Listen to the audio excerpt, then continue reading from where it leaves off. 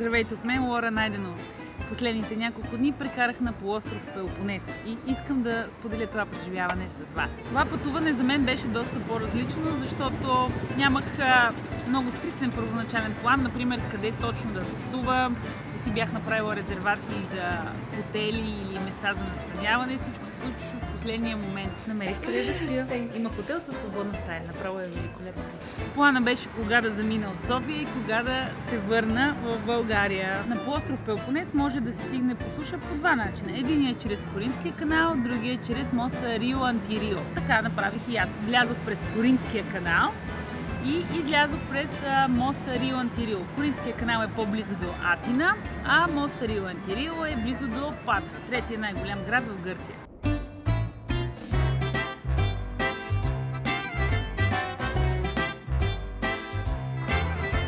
Здравейте! Моята обиколка на полуостров Пелопонес започва от Коринтския канал. Основна туристическа забележителност тук.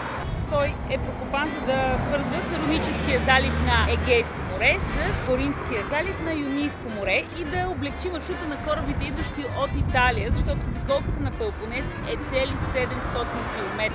Само че съвременните кораби са доста грамадни и така прокопания канал не е достатъчен за техния мащаб. Предвиждат се тук саме някакви лодки, по-големи корабчета, като този, който идва в момента. Има и туристи, които се снимат.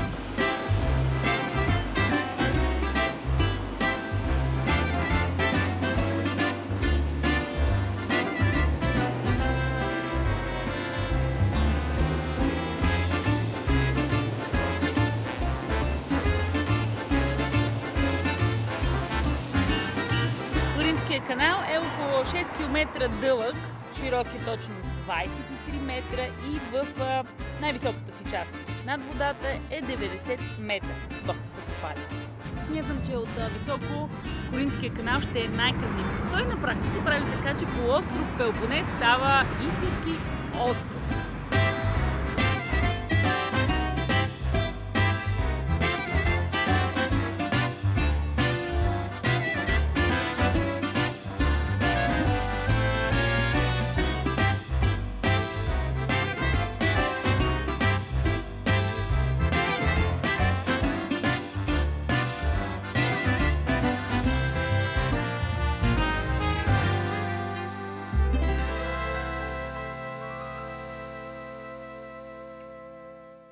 Видях го Коринтския канал, време е за някоя кръчма.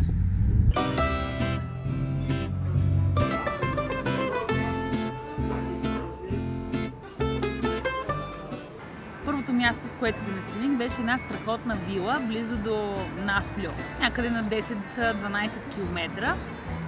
До самата вила имаше и плаж, който така и не посетих, но казаха, че бил добър, не знам.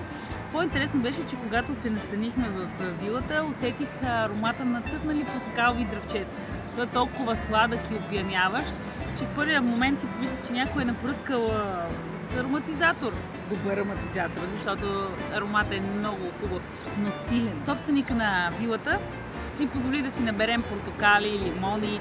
Портокала беше от миналогодишната реколта, останало на дървото, защото така става по-сладък и наистина беше много сладък. Малък портокал събрал в себе си цялата сладост на цяла една година. Нафплю е туристическо място и там цената на хотелите и местата за настаняване е супер висока. 2-3 пъти по-висока, отколкото в околните селца, например в това, което бях аз. И затова реших да не отсядам там.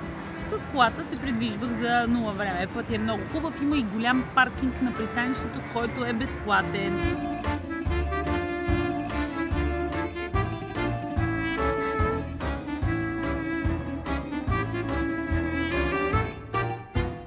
Нафплю беше като някакъв пакетен малък остров със своите подредени къщи. В един момент се чувствах, сякаш съм в киноцентъра Бояна.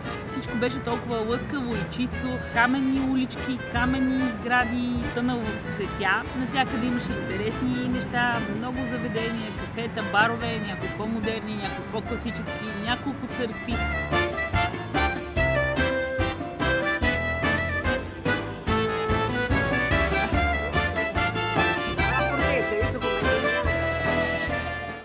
вечер, която бях в Нафплю, беше на Разпети петък.